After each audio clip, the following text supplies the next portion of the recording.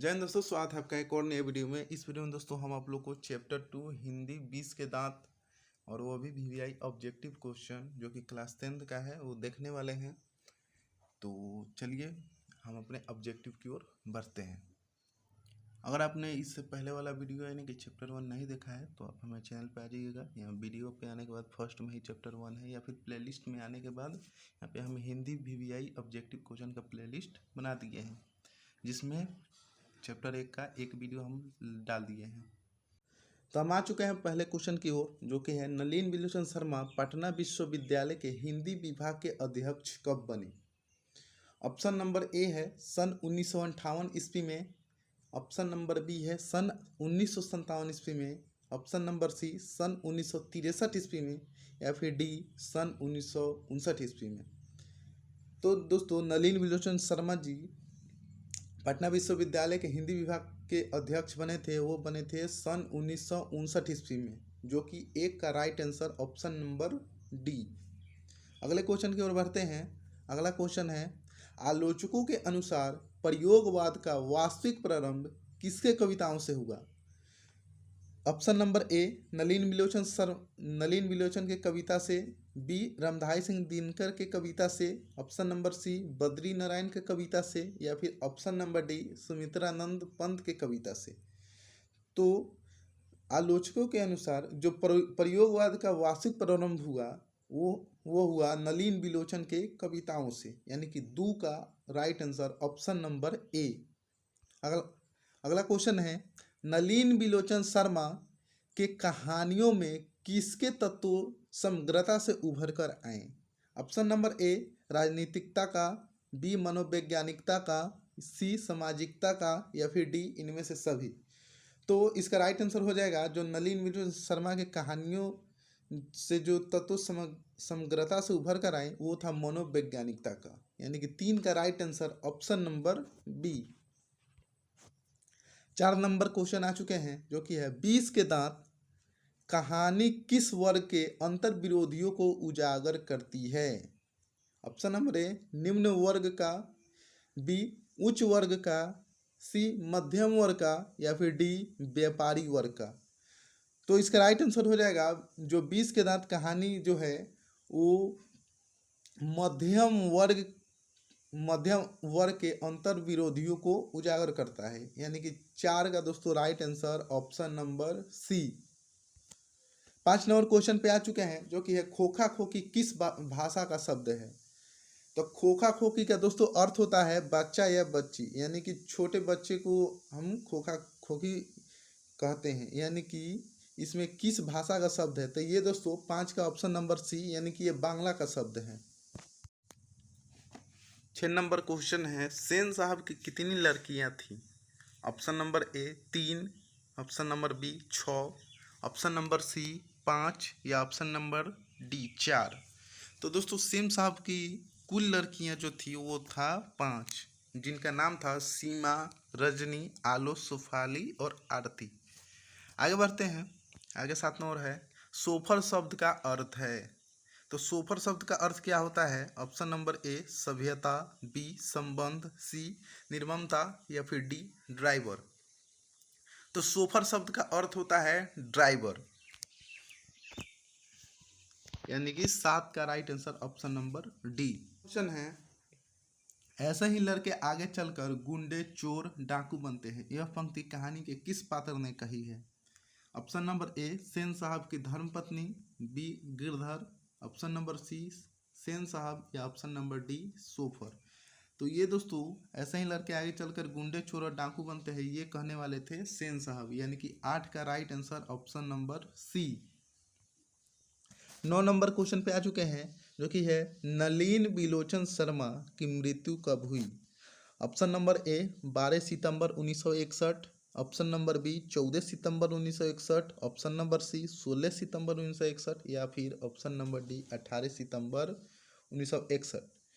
तो दोस्तों नलिन विलोचन शर्मा की मृत्यु वो हुआ था 12 सितंबर 1961 ईस्वी को, यानी कि 9 का राइट आंसर ऑप्शन नंबर ए।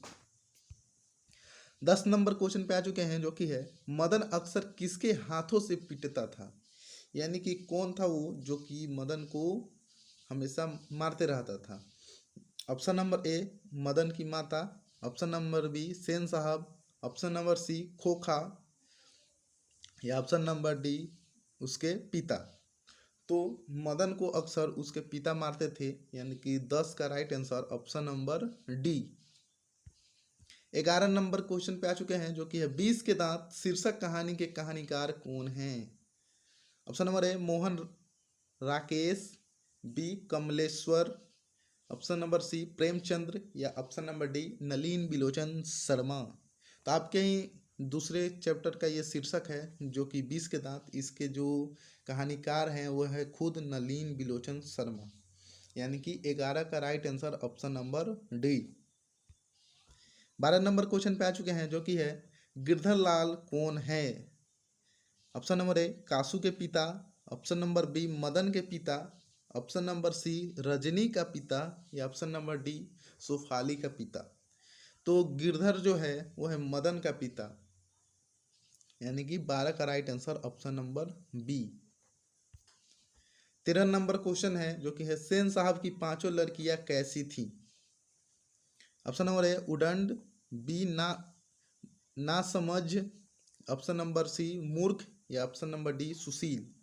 तो सेन साहब की जो पांचों लड़कियां थी वो बहुत सुशील थी, यानी कि 13 का right answer option number D. 14 number question पे आ चुके हैं, जो कि है सेन साहब अपने पुत्र खोखा को क्या बनाना चाहते थे। ऑप्शन नंबर ए बिजनेसमैन या इंजीनियर, ऑप्शन बी वकील, ऑप्शन सी प्रोफेसर, या ऑप्शन नंबर डी डॉक्टर। तो जो सेन साहब थे वो खोखा को बिजनेसमैन या इंजीनियर बनाना चाहते थे, और इसकी शिक्षा उन्होंने बचपन से ही देना शुरू कर दिया था। एक बढ़ई बुलाकर उसके साथ वो 1-2 घंटा ठोक पीट का काम करवाते थे।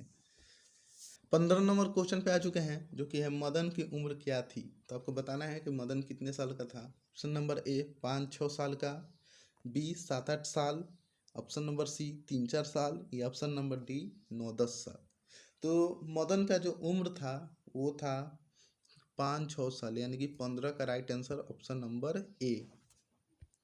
16 नंबर क्वेश्चन पे आ चुके हैं, जो कि है कासू मदन के साथ किस खेल में शरीक होना चाहता था। तो ऑप्शन नंबर ए फुटबॉल के खेल में, ऑप्शन नंबर बी हॉकी के खेल में, ऑप्शन नंबर सी बैडमिंटन के खेल में, या ऑप्शन नंबर डी लट्टू के खेल में। तो इसका right answer option number D हो जाएगा, यानी कि लट्टू के खेल में। यही खेल में मदन ने कासू के 2 दांत तोड़ दिए थे, यानी कि 16 का right answer option number D. 17 number question पे आ चुके हैं, जो कि है मदन ने कासू के कितने दांत तोड़ डाले। Option number A 3, option number B 1, option number C 2, या ऑप्शन नंबर डी 4। तो मदन ने कासू के 2 दांत तोड़ दिए थे, यानी कि 17 का right answer option number C. Girdhar Lal किसकी फैक्ट्री में किरानी था। ऑप्शन नंबर ए मुखर्जी साहब के फैक्ट्री में, बी सीन साहब के फैक्ट्री में, सी पत्रकार महोदय की फैक्ट्री में, या डी सेन साहब की फैक्ट्री में। तो गिरधर यानी कि जो मदन के पिता थे वो सेन साहब की फैक्ट्री में काम करते थे, यानी कि 18 का right answer option number D. 19 number question पे आ चुके हैं, जो कि है सेन साहब किसके व्यंग से ऐठ कर रह गए। ए पत्रकार महोदय के व्यंग से, बी मुखर्जी साहब के व्यंग से, ऑप्शन नंबर सी सिंह साहब के व्यंग से, या ऑप्शन नंबर डी गिरधर लाल के व्यंग से। तो सेन साहब जो थे वो पत्रकार महोदय के व्यंग से ऐड कर रह गए थे। जब उन्होंने कहा था कि हमारा पुत्र जेंटलमैन बने, तो सेन साहब जो थे ऐड कर रह गए थे, यानी कि 19 का राइट आंसर ऑप्शन नंबर ए। 20 नंबर क्वेश्चन पे आ चुके हैं, मदन किसका पुत्र था। ए सेन साहब, बी गिरधर, सी सोफर, या ऑप्शन नंबर डी सिंह साहब। तो मदन जो था वो गिरधर लाल का बेटा था, यानी कि 20 का right answer option number B. आगे बढ़ते हैं, आगे है 21 नंबर 20 के दांत पाठ की विद्या है, यानी कि ये क्या है, कहानी है, निबंध है। तो ऑप्शन नंबर ए है निबंध, व्यक्ति चित्र, कविता या फिर कहानी। तो जो 20 के दांत है वो है कहानी, यानी कि 21 का right answer option number D. 22 number पे आ चुके हैं जो कि है सेन साहब की कार की कीमत क्या है। ये दोस्तों बहुत ही वीवीआई क्वेश्चन है जो कि बहुत बार पूछा हुआ है। तो ए 7,500, बी 8,500, सी 9,500 या ऑप्शन नंबर डी 7.5 लाख। तो सेन साहब की कार की कीमत जो था वो था 7,500, यानी कि 22 का राइट आंसर ऑप्शन नंबर ए। 23 पे आ चुके हैं जो कि है नलिन विलोचन शर्मा का जन्म कब हुआ। ऑप्शन नंबर ए 14 फरवरी 1915, 18 फरवरी 1916, 22 मार्च 1917 या फिर 14 अप्रैल 1918। तो नलिन विलोचन शर्मा का जो जन्म हुआ था वो होता 18 फरवरी 1916 ईस्वी को। 24 नंबर पे आ चुके हैं जो कि है नलिन विलोचन शर्मा का जन्म कहाँ हुआ। Option number A Gandhi Ghat Patna, B Krishna Ghat Patna, C Badar Ghat Patna या फिर डी रानी घाट पटना। तो नलिन विलोचन शर्मा का जो जन्म हुआ था वो हुआ था 18 फरवरी 1916 और वो भी बदर घाट पटना में, यानी कि 24 का right answer option number C. 25 number पे आ चुके हैं जो कि है नलिन विलोचन शर्मा के पिता का क्या नाम था। Option number A Pandit Ramavatar Sharma, B पोडॉट कृष्णावतार शर्मा, पंडित मृत्युंजय शर्मा या option number D Pandit Dasavatar Sharma. तो नलिन विलोचन शर्मा के पिता का नाम था वो था पंडित रामावतार शर्मा, यानी कि 25 का राइट आंसर ऑप्शन नंबर ए। 26 नंबर पे आ चुके हैं जो कि है नलिन विलोचन शर्मा के माता जी का क्या नाम था। पद्मावती शर्मा, कलावती शर्मा, रत्नावती शर्मा या इंद्रावती शर्मा। तो नलिन विलोचन शर्मा के माता का नाम था रत्नावती शर्मा, जो कि 26 का right answer option number C. 27 number question है दृष्टिकोण किनकी रचना है, यानी कि दृष्टिकोण के लिखने वाले कौन हैं। Option number A Ramavatar Sharma, B Nalin Vilochan Sharma, C Mohan Rakesh या डी प्रेमचंद्र। तो दृष्टिकोण जो लिखे थे वो थे नलिन विलोचन शर्मा, यानी कि 27 का right answer option number B. 28 number question पे आ चुके हैं जो कि है लड़कियां क्या हैं, कठपुतलियां हैं, किसे इस बात पर गर्व है। भाई बहन को, चाचा चाची को, मामा मामी को या माता पिता को। तो जो सेन साहब की लड़कियां थी वो बहुत सुशील थी, जो कि उसे लेखक ने कठपुतलियों का नाम दिया है। तो इस पे उसके माता पिता को गर्व था, यानी कि सेन साहब और उनकी पत्नी का, यानी कि 28 का right answer option number D. 29 number question है मोटर कार को किससे खतरा हो सकता था। ए राम से, मदन से, खोखा से या इंजीनियर से। तो 29 का right answer option number C, यानी कि खोखा से। 30 नंबर क्वेश्चन है सेन साहब की आंखों का तारा है, यानी कि सेन साहब की आंखों का तारा कौन है।